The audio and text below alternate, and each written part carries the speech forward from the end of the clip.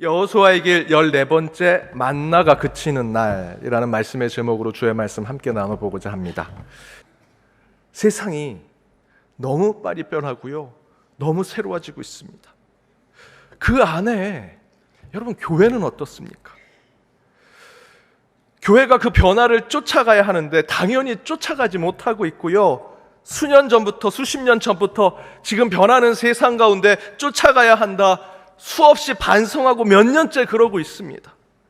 따라가지 못할 정도가 아니라 이제는 뒤처져 있고요, 태물에 가까운 것이 교회가 되고 있습니다.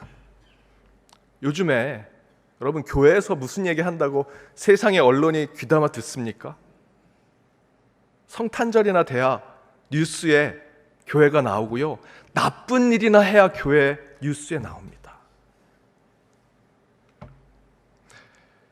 그래서 제가 이번 연목골 그 전후에 위임 목사 이달의 말씀에 부검받아야 할 교회가 되기 전이라는 글을 썼습니다. 그 제목은 톰 레이러라고 하는 작가의 죽은 교회를 부검하다라는 책을 인용한 글인데요, 저는 그 글에서 교회가 우리 교회만 얘기한 것이 아닙니다. 전체 한국 교회가 과거에 묶여 현재 교회가 쥐고 있는 소유나 교회가 갖고 있는 쌓여진 창고의 그 재물만 바라보고 있으면 안 그래도 급속히 변하는 세상 속에 더욱 뒤처질 것이고 존재감이 사라지게 될 것이다 라고 이야기했습니다. 변하지 않으면 안 된다라는 것이죠. 쫓아가지 않는다면 저희들은 존재감이 사라질 것이다.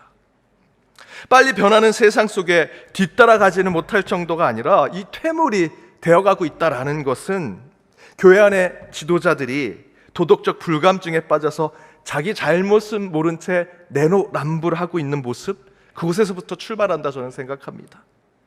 그럼 위선적인 교회 지도자들, 교회들이 성도들에게 설교할 때 여러분, 그렇게 살면 안 됩니다. 세상을 향해선 그렇게 정죄하고 비판 많이 하지요. 그런데 정작 본인들이 교회가 그 잘못을 하면 거기엔 저희가 다 이유가 있습니다. 신앙생활 하다 보니, 하나님 믿다 보니 그렇게 됩니다 라고 얘기하거나, 법적으로 문제 없으면 비판받을 이유 없다, 교회법을 어겨도 당회와 성도가 오케이 하면 우리는 괜찮습니다 라고 하는 모습을 보여주니 세상 사람들이 말하지요. 교회도 변하지 않으면 사라지고 없어질 것이다. 퇴물이라 얘기하는 것입니다. 에이, 목사님, 하나님께만 인정받으면 됐죠 라고 얘기하실 수 있죠. 하지만 여러분, 교회 사명이 무엇입니까? 물론 하나님께 인정받아야 되지만 교회의 사명은요, 땅끝까지 복음을 전해야 됩니다. 복음을 전하려면요, 세상에 믿음을 줘야 합니다. 신뢰를 줘야 합니다. 그러고 있습니까? 세상은 쫓아가지 못할 망정, 그 빠른 스피드를 쫓아가지 못할 망정, 우리 교회가 세상을 향해 전하는 이야기와 하나님의 말씀이 믿음을 주고 신뢰를 주는 모습을 가지고 있느냐라는 것이죠. 어떤 분이 그러십니다. 목사님, 어떻게 교회를 두고 부검받을지 모른다 하십니까? 교회가 죽어간다 부정적으로 말씀하십니까? 라고 얘기하신 분도 계십니다. 저도요, 교회만 알고 살았습니다. 모태신앙으로, 목사의 자녀로 교회 외에 다른 것엔 관심이 없었습니다. 제가 뭐가 좋다고 그런 글을 쓰고 설교를 하겠습니까? 저도 교회 좋은 점, 긍정적인 면 말하고 싶고요, 그런 설교 매번 전하고 싶습니다. 위로합니다, 축복합니다, 사랑합니다 말씀드리고 싶습니다.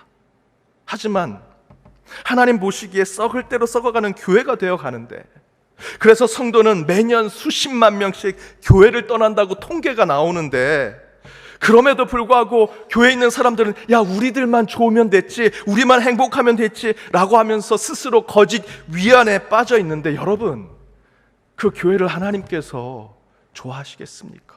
기뻐하시겠습니까? 저는 진정으로 피를 토하는 심정으로 교회 들보를 이야기하고 끄집어내는 것이 교회 안에 필요하다 생각합니다. 그렇지 않으면 우리끼리 잔치를 열고 자축하는 파티를 하다가 정말 부검받는 교회가 될지 모릅니다. 가장 먼저는요, 우리 주일학교 어린 자녀들이 떠날 것입니다. 젊은 세대에 돌아오지 않을 것이고요. 그러면 이렇게 얘기합니다. 어르신들만 있으면 됐지. 아니요, 교회가 교회답지 못하면 어르신들도 다 떠날 것입니다. 따라서 교회는요, 변해야 합니다. 잘못된 것 회개해야 하고요, 대신에 변하지 않는 복음은 굳건히 붙드는 교회가 되어야 합니다. 그래서 교회 성장으로 부흥한 교회들을 쫓아가는 것이 아니라 급속도로 변화가는 그 세상 안에 시장 한복판에 세워진 교회가 되어야만 반드시 이 세상을 이끌어가는 하나님의 몸, 교회 공동체가 될 수 있습니다. 그렇게 퇴물이 되어가는 교회를 바라보며 가슴이 찢어지는 마음으로 오늘 본문의 말씀을 읽고 묵상하던 중에 저는 도리어 그럼에도 불구하고 교회가 소망이다 라는 하나님의 음성을 들었습니다. 우리 연동교회가 130년을 지내면서 지금 같은 교회의 침체, 교회의 어려움, 교회가 겪는 풍랑과 고난의 시기 얼마나 많이 겪었겠습니까? 130년입니다. 제가 50 정도 살았는데요, 제가 그 산 50의 삶 가운데도 너무나 어렵고 힘들고 인생의 풍랑이 여전히 기억나는데, 그보다도 3배나 가까운 이 연동교회에 얼마나 많은 고난의 시기가 있었겠습니까? 일제시대 총칼 앞에 신앙을 이어가야 했을 때에도 복음을 지켜냈던 것이 바로 연동교회고요, 6.25 전쟁 중에 새로 지었던 교회가 다 무너졌습니다. 그 폭탄으로 다 무너진 이 교회를 보고 세상 사람들이 야, 저 교회 되겠냐, 저 시장통에 세워졌던 저 교회 포화로 다 무너졌는데, 그때 다 남쪽으로 피신 갔던 연동의 우리 믿음의 선배들이 다시 교회로 모여 여기에 벽돌 하나하나 다시 쌓아 올려서 이 교회를 지켜낸 것이 우리 연동교회입니다. 너무나 가난했던 보릿고개 시절, 세상이 혼란했을 때도 우리 연동교회는요, 복음과 함께 공의, 하나님의 나라를 부르짖으면서 교회다운 교회를 세워갔습니다. IMF 극복했고요, 최근에는 코로나도 잘 이겨냈습니다. 여러분, 우리 교회 주변에 수많은 건물들이 있었습니다. 수많은 회사들이 있었습니다. 잘 나가는 사람들의 집도 여기에 많았습니다. 그런데 지금 130년 동안 그 모든 회사, 건물 다 사라졌고요, 130년 동안 이 땅을 지킨 건 연동교회가 유일합니다. 그런 우리 교회 역사를 돌아보며 저는 오늘 본문 말씀을 깊이 묵상해 보았습니다. 그런데 오늘 본문을 보니 이스라엘 백성이 40년 광야 후에 요단강을 건너고요, 6월절까지 지켰습니다. 이제 하나님이 약속한 땅을 들어가기만 하면 됩니다. 그런데 그 모든 것이 준비되었을 때 하나님께서 다음과 같은 일을 행하셨습니다. 우리 12절 말씀 함께 읽어보겠습니다. 함께 읽겠습니다. 또 그 땅의 수산물을 먹은 다음 날에 만나가 그쳤으니 이스라엘 사람들이 다시는 만나를 얻지 못하였고 그 해에 가나안 땅의 소출을 먹었더라. 만나가 그쳤습니다. 만나가 그쳤습니다. 40년 동안 아무것도 없는 광야길에 신비하게 내려주셨던 그 하나님의 양식 만나, 매일 하루의 양식 먹을 만큼 은혜를 베풀어 주셨던 것이 만나였죠. 그런데 그 하나님의 은혜, 하나님의 만나가 그쳤다라는 것입니다. 이 말씀에 비춰 저는 우리 연동교회, 크게는 우리 한국교회 역사를 쭉 돌아보니 이 땅의 교회는요, 매 순간 만나를 그치는 경험을 했었구나라는 생각을 하게 됩니다. 앞에 말씀드렸던 대로 일제시대 매 순간 만나를 그치는 경험 하지 않았겠습니까? 일제의 총칼 앞에 신앙을 저버려야 될 순간도 있었을 텐데, 그럼에도 불구하고 만나가 그치는 순간이구나 함에도 불구하고 이 교회를 지켜냈죠. 6.25 동란 때, 보릿고개 시절, 가난한, 찌질이 가난한 그때, 그리고 정세가 혼란해 세상이 어디로 갈지 모르는 그 속에서 IMF로 나라가 망했던 그때에 모든 사람들이 서로 비대면이 되어 같이 살 수 없는 세상이 되는 것이 아닌가 하는 코로나를 겪으면서 교회는요, 시시때때로 만나가 그치는 경험을 매 순간 해왔습니다.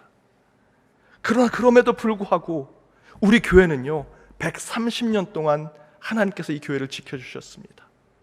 왜 하나님께서 이 교회를 이렇게 지켜주셨을까? 왜 130년까지 남부럽지 않은 교회로 이렇게 든든히 교회를 세워주셨을까? 만나가 그친 날을 수없이 경험했음에도 불구하고 우리 믿음의 선배들은 도대체 신앙 가운데 무엇을 보고 느꼈길래 예수를 포기하지 아니하고 복음을 붙들며 이 교회를 세워갔을까? 그런데 그 답이 오늘 본문 가운데 있습니다. 12절을 다시 보십시오. 그 땅의 소산물을 먹은 다음 날 만나가 그쳤으니 이스라엘 사람들이 다시는 만나를 얻지 못하였고 그 해에 가나안의 소출을 먹었더라. 광야 생활이 끝나고 약속의 땅에 들어가니 하나님은 그동안 내려주셨던 은혜와 같은 만나를 그치게 하셨습니다. 그리고 성경은 이렇게 증거합니다. 그 해 가나안 땅의 소출을 먹었더라.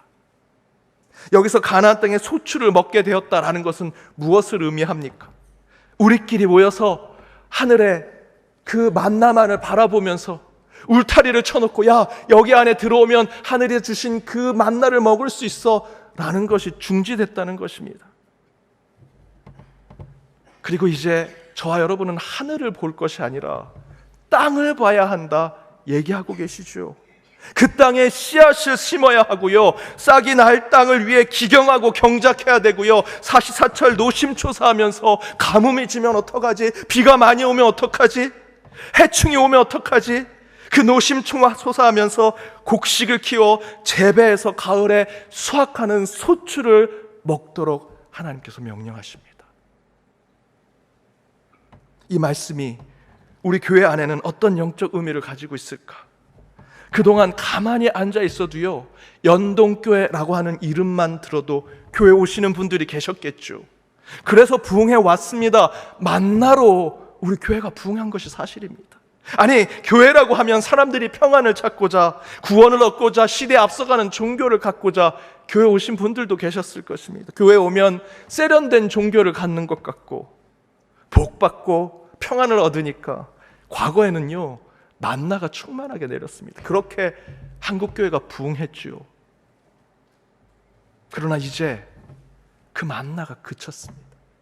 그 만나가 그친 시대를 저와 여러분이 경험하고 있습니다. 한국교회 전체는요, 이제 만나가 그친 것을 깨달아야 합니다.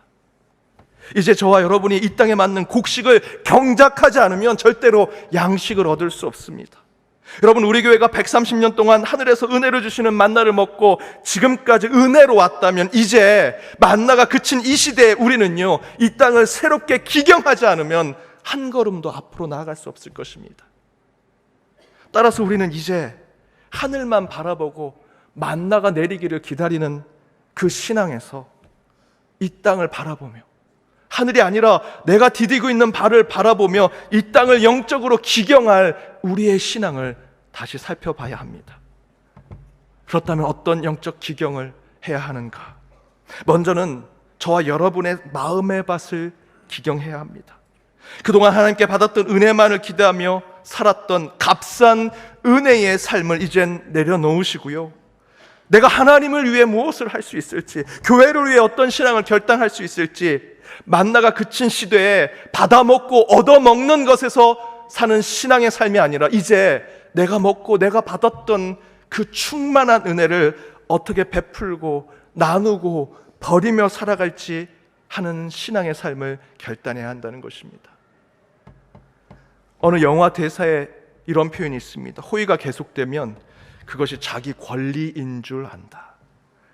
호의가 계속되면 자기가 늘 당연히 얻어야 될 권리인 줄 안다는 것이죠. 제가 미국에서 한 교회에 부임을 했습니다. 부목사로.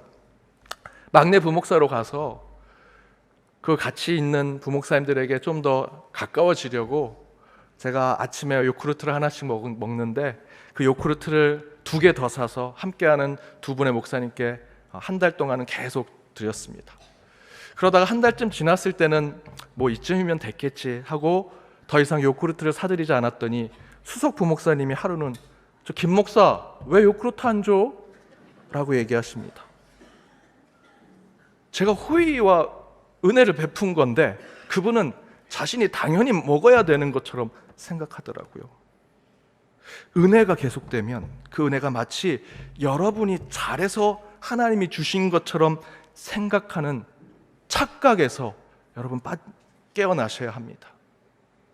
한국교회, 교회 지도자들, 그 교회에 있는 성도들이 이 문제에서 빠져나오지 못하면 절대로 새로운 시대, 새로운 회복은 있을 수 없습니다.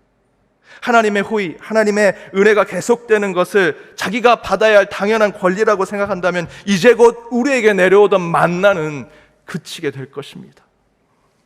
그런데 저 여러분이 하나님께서 만나를 그치게 하셨을 때 어떤 생각을 하는지 아십니까?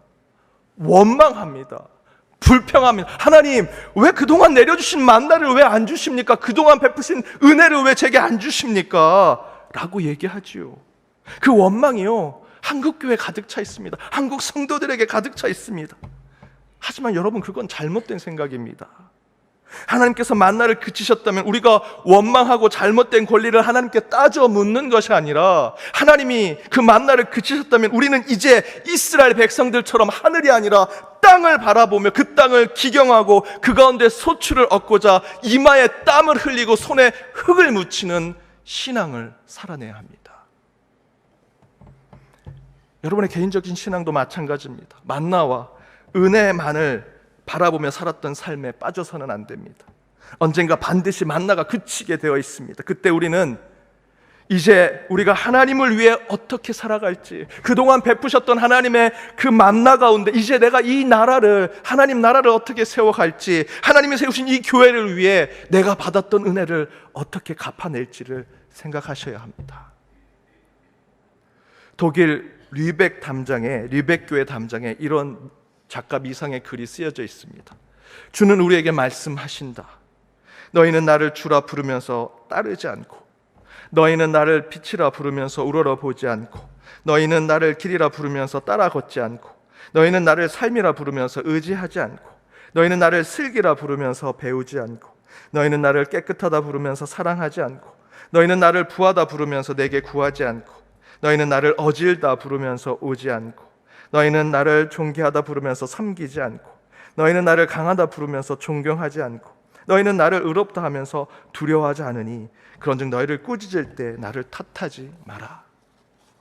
사랑하는 여러분, 하나님의 은혜와 같은 만나가 그치면 하나님이 우리를 버리셨구나 생각하지 마시고요, 만나가 그치는 그 순간부터 이제 내가 그 은혜를 어떻게 하나님 앞에 갚을까 생각하는 것이 성숙한 신앙의 모습입니다. 주님이 나의 주님이라고 고백하면 입으로만, 말로만 하지 마시고요, 그 주인이신 하나님 앞에 어떻게 순종의 삶을 살아낼지 생각하시는 것, 주님을 빛이라 인정하시면서 말로만, 입으로만 찬양하고 노래하는 것만 주님은 빛이십니다, 빛이신 하나님이라고 찬양과 노래만 하는 것이 아니라 그 빛을 우러러 보면서 빛된 삶을 살아가는 것, 여러분, 그게 신앙입니다. 그렇게 만나가 그친 날부터 내가 하나님을 위해, 교회를 위해, 이웃을 위해 무엇을 할까 손을 펼쳐 세상을 본다면 오늘 성경의 말씀대로 하나님께서 우리에게 새로운 소출의 열매를 허락해 주시리라 믿습니다. 또한 한 가지 더 영적 기경이 필요한 것은 우리 교회가 새로운 영적 기경이 필요합니다. 교회가 기경된다는 것은요, 이미 이 자리에 앉아있는 저와 여러분, 이 교회에 이미 출석하고 있는 저와 여러분이 익숙한 교회가 아니라 새 신자들이 편한 교회가 되어야 합니다. 어른들이 만나를 받아먹는 교회가 아니라 아이들이, 주일학교의 자녀들이 안전하고 행복한 만나를 받아먹고 마시는 교회가 되어야 하고요, 기성세대가 꿈꿨던 교회를 이루면서 내가 예전에 이랬어, 왕년에 이랬어, 나 때는 이랬어 라고 하는 그런 자랑이 이루어지는 교회가 아니라 청년들이 꿈꾸는 교회가 되어야 합니다. 바로 그런 교회가 될 때 만나가 그친 후에 진짜 열매가 맺혀질 수 있습니다. 앞에 말씀드렸던 대로 종로 5가에 130년 동안 얼마나 많은 회사들, 많은 건물들이 세워졌겠습니까? 다 무너지고 다 사라졌는데요, 여전히 하나만 남은 것은 우리 연동교회뿐입니다. 우리 교회만 이 땅에 여전히 하나님 나라 사역을 감당하기 위해 서 있는데요, 그 이유를 이제 저와 여러분은 반드시 기억해야 합니다. 물론 이 시대 이제 만나는 그쳤습니다. 그렇다고 하나님의 역사하신 손길이 멈추고 은혜가 사라진 것은 아닙니다. 오늘 본문의 말씀처럼 하나님은 이 땅에 복음의 소출을 맺기를 여전히 원하고 계십니다. 이를 위해 이제 우리 연동교회는 손에 흙을 묻히고요, 온몸에 땀을 흘리는 수고하는 교회가 되어야 합니다. 내가 아닌 이웃이 더 편하게 올 수 있는 교회, 기성교인보다 새신자들이 은혜 받는 교회, 열매를 얻기 위해 기다리고 참고 인내하는 교회가 될 때 만나가 그친 이후에 더 큰 양식을 우리는 허락받게 될 것입니다. 마지막 한 가지 예화를 나누고 오늘 말씀을 마치고자 합니다. 여러분 아시는 대로 이제는 제가 볼 땐 AI와 인간이 대결하는 건 더 무의미한 것이 됐습니다. 어떤 분야든 AI와 인간이 싸워서는 이길 수 없습니다.